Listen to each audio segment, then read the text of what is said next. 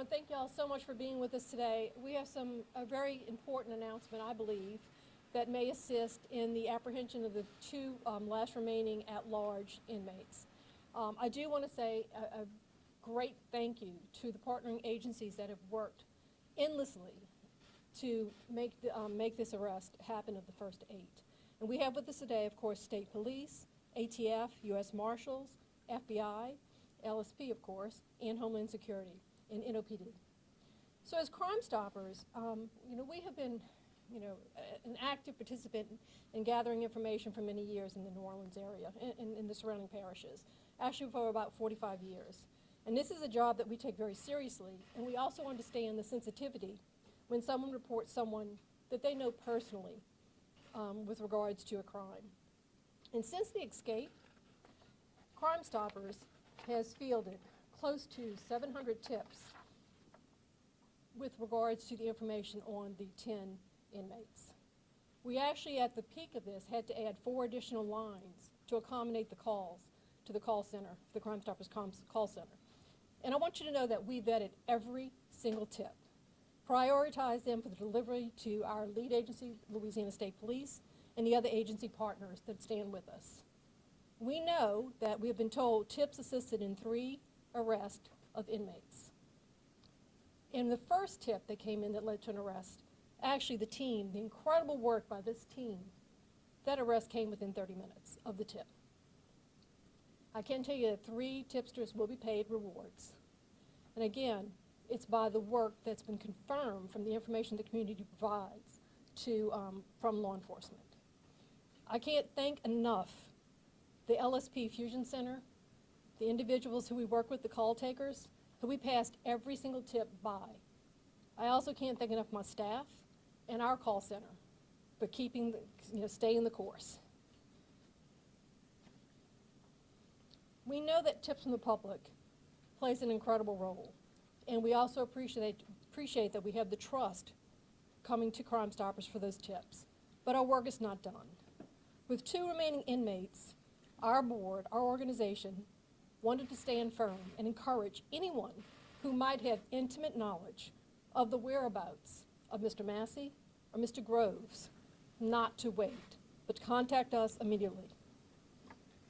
To kind of put a little meat behind that, we wanted to let you know that Crime Stoppers today has increased its reward for information that leads directly to the arrest of each of these individuals, up to $20,000. Now with Crime Stoppers, we are combining with the ATF, making the reward significantly higher. And you're eligible for the Crime Stoppers reward by contacting us directly. With Crime Stoppers, you're going to remain anonymous. It's our standard protocols. And we truly hope that with this increased amount, if you have personal knowledge of the whereabouts of these individuals that can help law enforcement make that arrest, to contact us. And again, we can't say it enough, with Crime Stoppers, you will remain anonymous. Now I'd like to have the ATF speak up.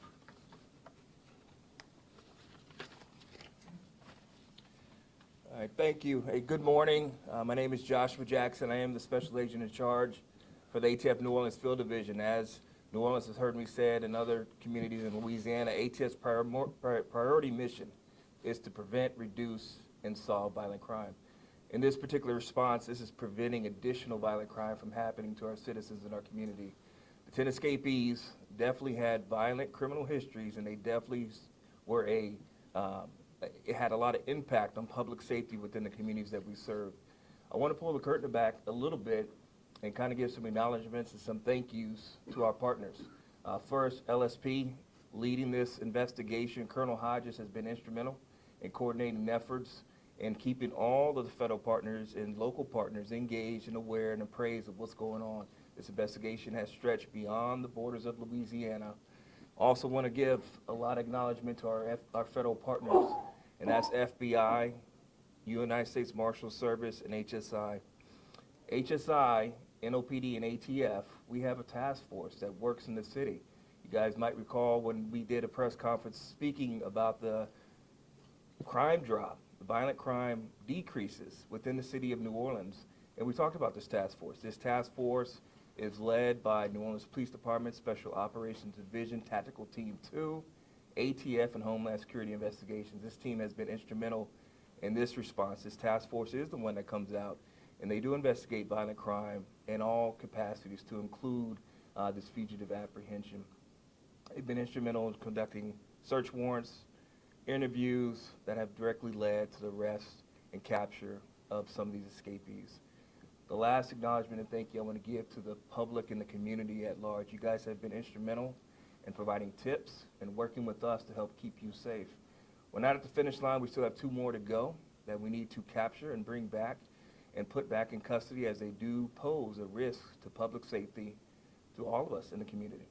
I also want to reiterate to firearm owners, we want to make sure that this is already a dangerous situation. We want to make sure that firearms are secured in your vehicles. We don't want any handguns, rifles that are unsecured coming into the hands of these two individuals who are still outstanding. Also be vigilant in your home. Make sure your firearms are secured throughout the area until we get these 2 individuals back into custody. So thank you to New Orleans and the greater Louisiana area for your assistance and your help with this investigation. I'm going to turn it over to Chief of the United States Marshals.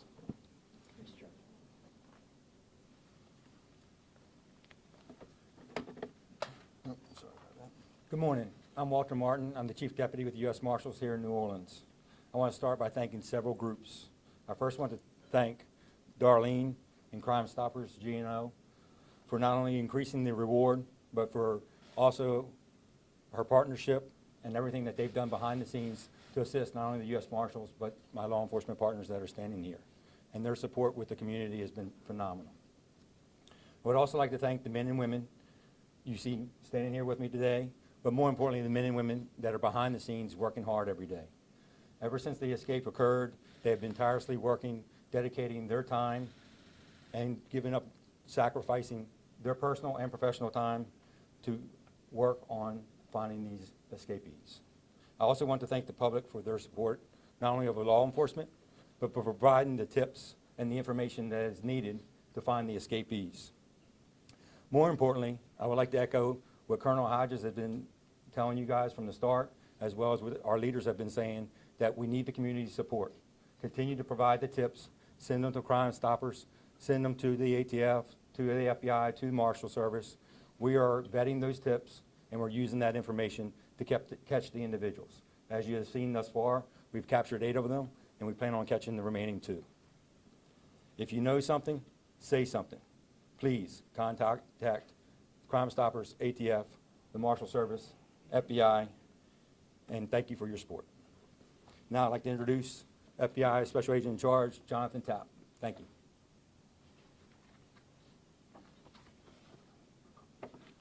Good morning, folks. Thank you, Chief. I'm Jonathan Tapp, Special Agent in Charge of the FBI here in New Orleans.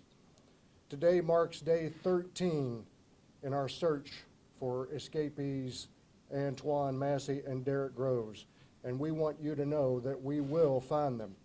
The FBI remains committed to supporting our law enforcement partners to recapture these dangerous inmates. The FBI has utilized every resource at our disposal to locate and apprehend the remaining 2 fugitives. Agents and analysts have been working every day to ensure that credible leads are pursued with urgency. And that's not just here in New Orleans, but across the country. What we need from you, the public, is to continue to give us leads. If you think you've seen either of these men or have any information, call 911, call Crime Stoppers, call 1-800-CALL-FBI. You can submit a tip at fbi.gov/New Orleans fugitives, but please report any information. We're also announcing that we, the FBI, are increasing our potential reward per inmate, Massey and Groves, from $10,000 to $20,000 with our partners. We want you to know the FBI handles every lead with discretion, and we do our utmost to preserve anonymity. But sometimes this is difficult. We understand with our law enforcement partners that some of you might be reporting a friend, a loved one, a relative, and albeit not easy, it is critical to your safety and the safety of the public that you report that. Thank you very much. I'll turn it over to Colonel Hodges. Thank you, SAC Tap. Good morning, everyone. 2 weeks in, and our mission remains unchanged. In locating and apprehending the remaining fugitives is our top priority. You see them on the monitor to your left, my right, and it shows 8 captured and 2 remaining. Over the past 2 weeks, strong collaboration with our Crime Stoppers, Darlene and her team, local, state, and our federal partners that you see to my left and right and behind me, have been with them, we've taken 8 of the 10 safely back into custody and transported them to a secure state facility in Louisiana. Additionally, multiple individuals who aided these fugitives after their escape have been arrested. I want to be clear, anyone who chooses to help the remaining fugitives in any way will be arrested and prosecuted. The decision is simple: assist law enforcement and potentially earn a reward, or try to assist these fugitives and go to jail with a potentially high bond. As SAC TAP said, we know their family members, their friends, but they are a public safety risk for you, everyone around you, and the entire state of Louisiana. You must do the right thing. With Crime Stoppers increasing the reward amount, now is the time to make the right choice. Turn in valuable information and help us bring them in safely and receive a reward. All contact information is available on our websites, our social media platforms, and can be shared again following this conference. This remains an evolving investigation. Things change. I want to thank our Texas DPS troopers who helped us Monday. I also want to thank our Baton Rouge City Police here in Louisiana who helped us also capture a fugitive on Monday as well. We'll continue to share updates with the public as more information becomes available. Please follow our social media pages and for the latest developments on what we have. Once again, this is a team effort. It takes all of us. That's why you have the New Orleans Police Department, you have the FBI, Homeland Security Investigations, ATF, the U.S. Marshals, and even those who are not with us up here right now, our state probation and parole, our sheriffs in the neighboring parishes, and many other agencies, Harbor Police, our Orleans and Jefferson Levee District. All of those agencies are instrumental in working this operation around the clock. So please know that the public, once again, that we are working for you. It's for all of Louisiana. And as mentioned, sometimes these dangerous fugitives travel outside our borders. So we need everyone's help. If you're listening and you're in another state and you have a tip or another parish or another city, please contact us. This concludes our conference, and we'll take any questions. When this manhunt started, we heard a lot about law enforcement, about being pretty confident that inmates were still in the metro area. We now know, 2 arrests in Texas, 1 in Baton Rouge. So, do you guys have any idea geographically about where Derrick and Antoine Massey are today? So once again, we have some strong leads, but these remaining 2 fugitives, they have help, and therefore they move. And sometimes they move outside New Orleans, outside Louisiana, because they have help. And at this time, we're confident that we're closing in on the remaining 2 escapees, and that we should have them in custody soon. But law enforcement is patient, but more importantly, we're resilient. And although they're going to get tired and frustrated as they try to move around Louisiana or move around the metropolitan area, they know the walls are closing in, and very soon we'll have them in custody. So you do think they're in the Louisiana metro area? We're confident that we have strong investigative leads as to their whereabouts. But we still need the public's help, because as soon as we get one lead, then they relocate to another place, whether that's a home or business or a public area, and the information is only as good as the public continuing to call Crime Stoppers, ATF, FBI, the State Police Fusion Center, the Marshal Service, HSI, NOPD, all the agencies here. You think it may be something incredibly small, or you may be not certain, just make the call. Let us vet it.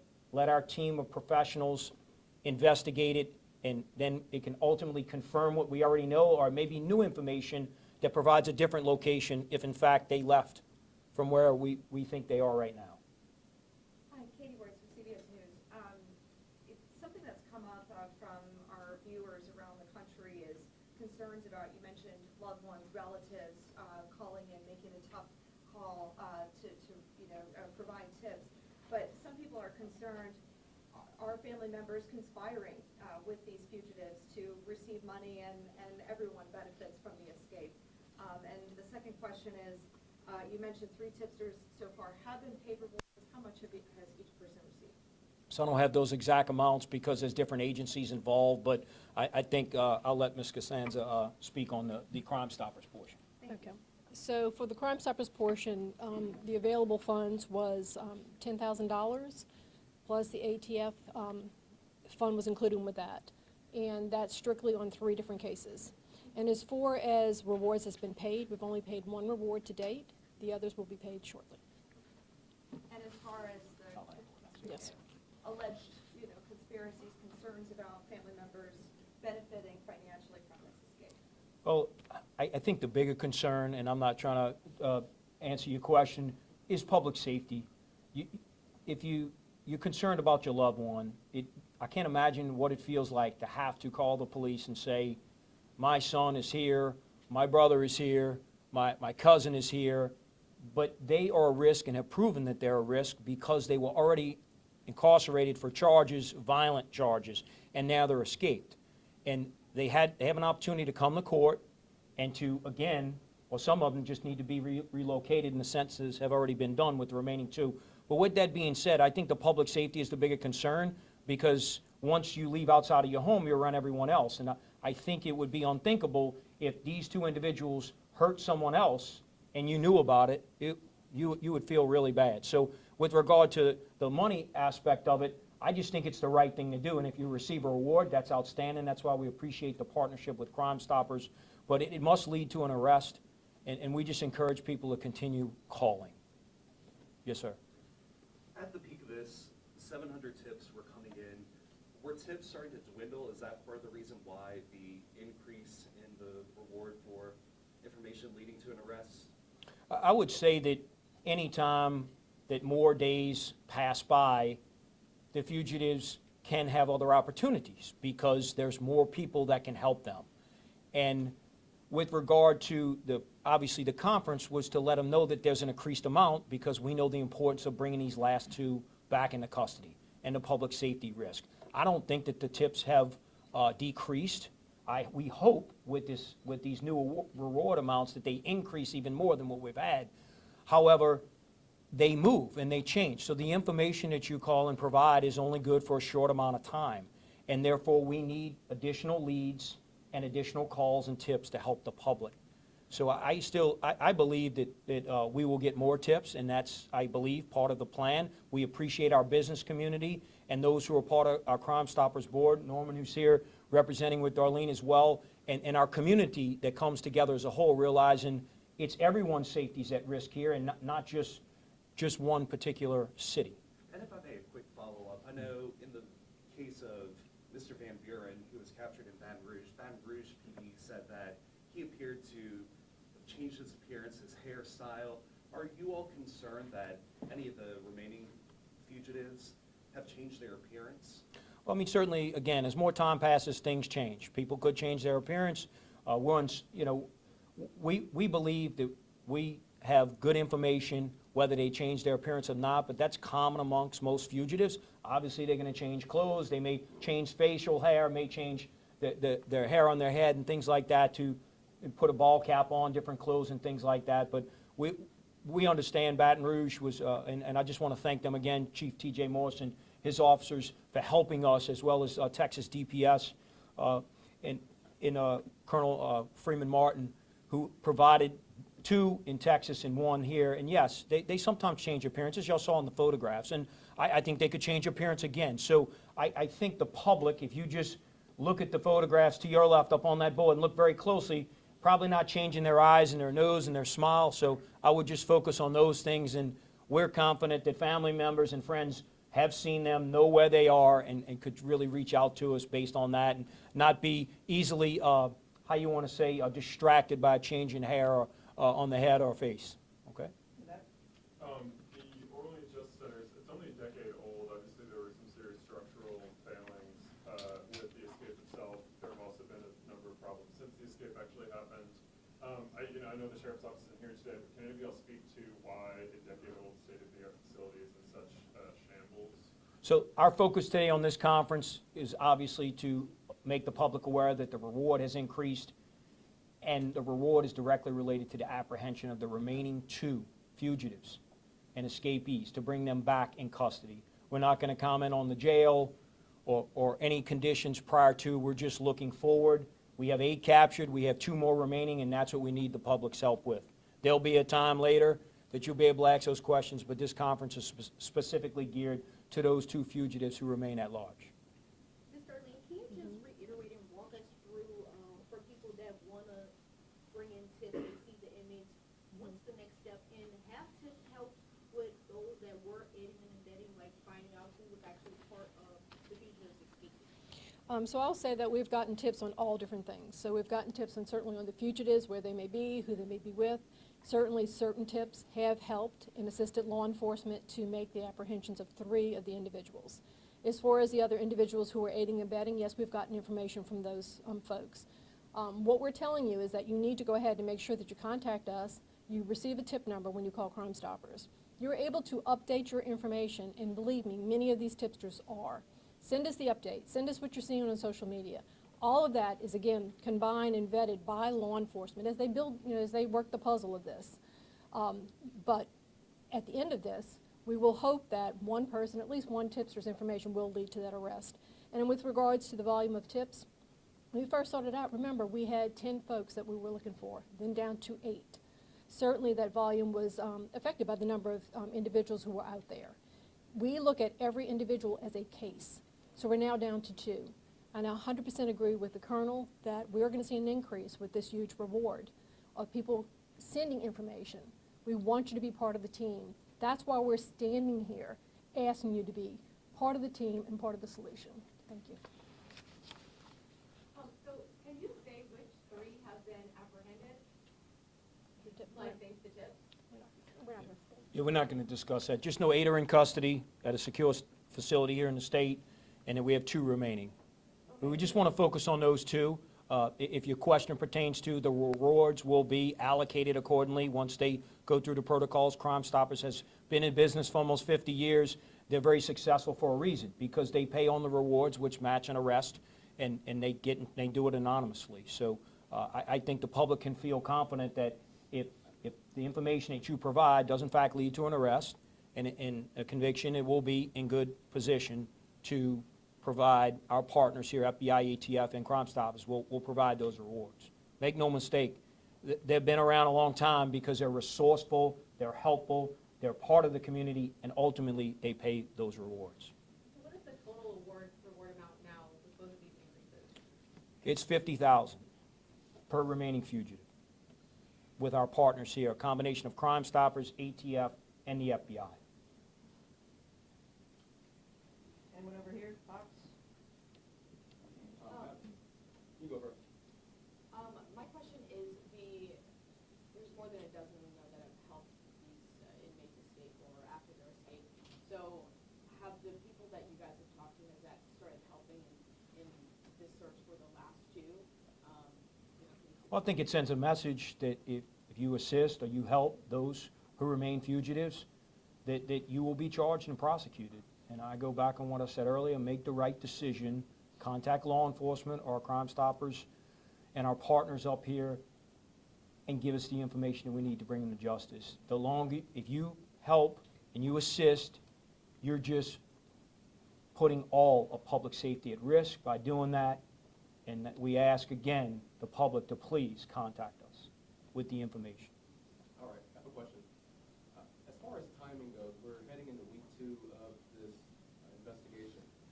Does time help the remaining inmates, or does it help the law enforcement in terms of, it seems like they're just running around in circles at this point as you guys are picking up leads, but if we head into week 3, does it make it more difficult I think it makes it makes it more difficult for the escapees because they're tired, they're looking over their shoulder, they're running out of resources, and with the increase in the reward amount today, we're going to get more tips, which means we're going to close in faster, and therefore, I think the advantage goes to law enforcement, and we need the public's help to ensure that we keep that advantage. Thank you. And is there any concern about them, I guess, trying to leave the country? I think that's the No, I don't think they have those resources, but certainly we have our federal partners here, and that's why it's beyond the city of New Orleans and the borders of Louisiana, and it's a collaborative effort amongst federal, state, and local law enforcement. Last question. Do you at all believe that Massey and Groves could be together at this point? Do you believe they might be separate or? Well, we don't rule anything out, but we're not going to talk about ongoing, tactics and techniques and things and information that we have. It's just best that the public, if someone knows that they're traveling together, please call us. We would like to have that information. All right, that concludes everything. Thank you all for coming.